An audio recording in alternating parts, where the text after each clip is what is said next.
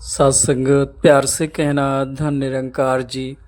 आज हम जानेंगे कि ब्रह्म ज्ञान क्या है। ब्रह्म है क्या? ब्रह्म ज्ञान एक प्रकाश है, नूर है, दिव्य विवेक है, जो मानव को सांसारिक सुखों दुखों में सम अवस्था प्रदान करता है। जैसे कोई नेत्रहीन व्यक्ति बाजार में जाते हुए कभी चीज़ से टकराता है तो कभी चीज़ से ठोकर खाता है। रास्ते की रुकावटें उसे कदम कदम पर परेशान करती हैं। यदि उसे आंखें मिल जाएं तो बाजार वही बाजार होता है, वही रास्ता होता है, वही रुकावटें होती हैं, पर अब वह रास्ते पर न किसी चीज़ से टकराता है, उससे वो रास्ते पर बड़े आराम से गुजर जाता है।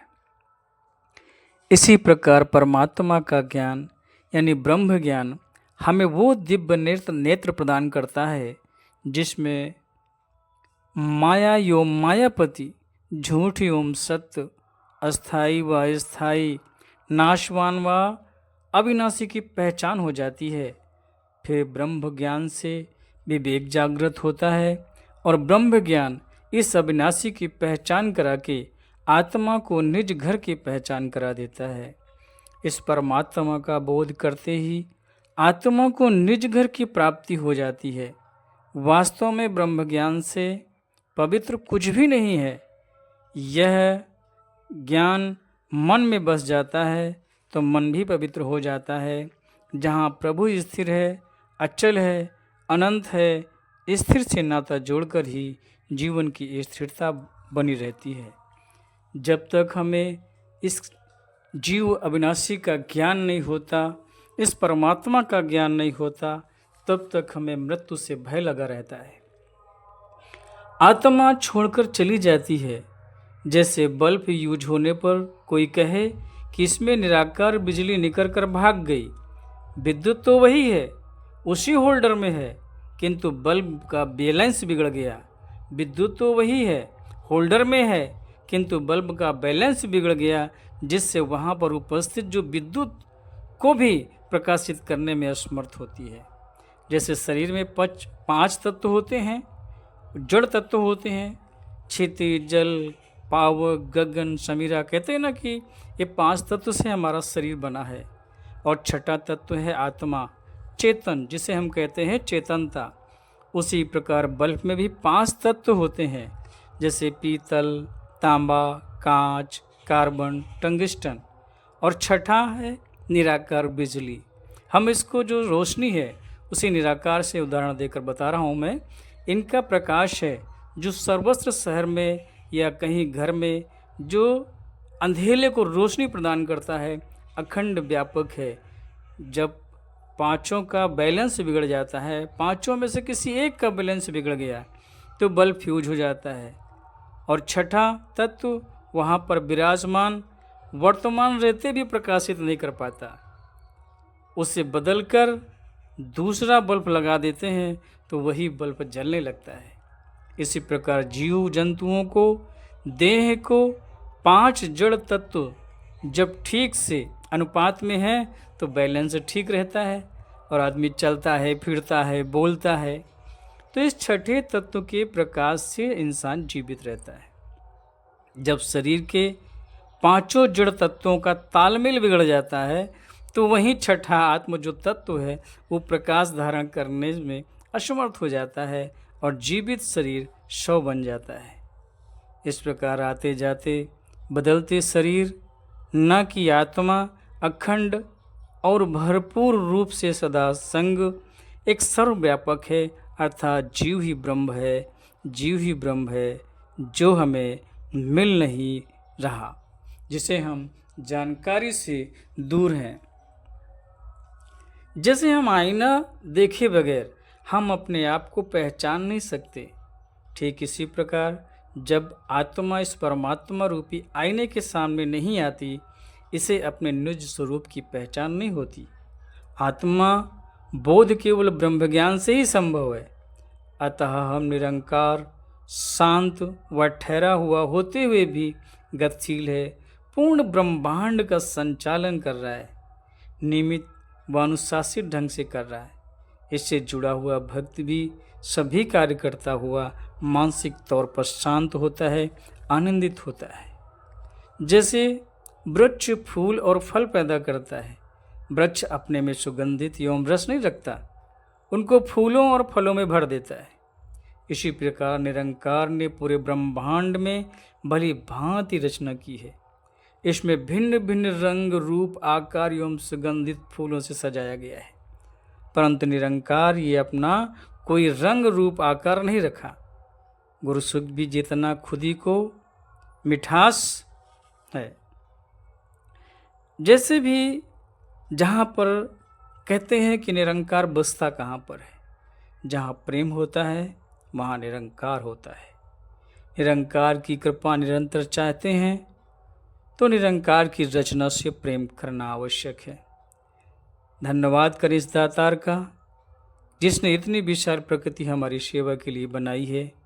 इस निरंकार की रचना का हम उपयोग तो करना है पर उसका दुरुपयोग नहीं करना है।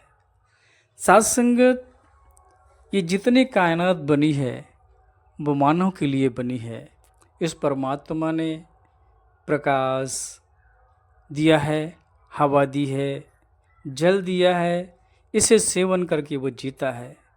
प्रकृति में सुंदर सुंदर फूल फल दिए हैं ताकि उसे उपयोग कर आनंदित रह सके। और इंसान है कि आपस में ईर्ष्या, बैर, नफरत पाल लेता है और उसी का सहारा लेकर जीवन गुजारता है। अपने आप हाथ में, हाथ पैरों में कुल्हाड़ी मारता है।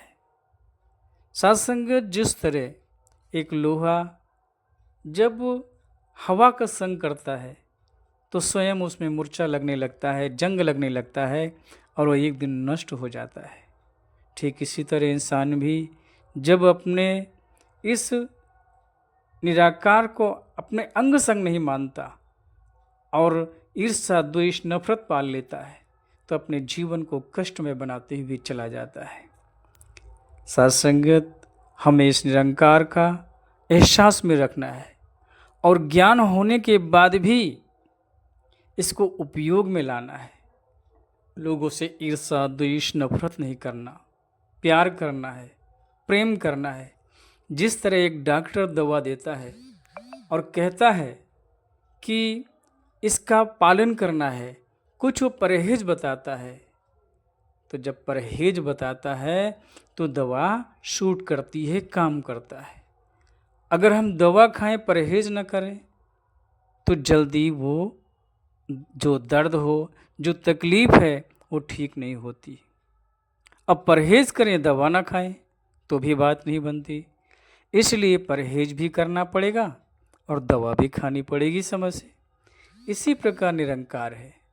निरंकार ज्ञान लेने के बाद अपने जीवन में उसको ढालना है और सेवा करना है, सुमिरन करना है, सत्संग करना है।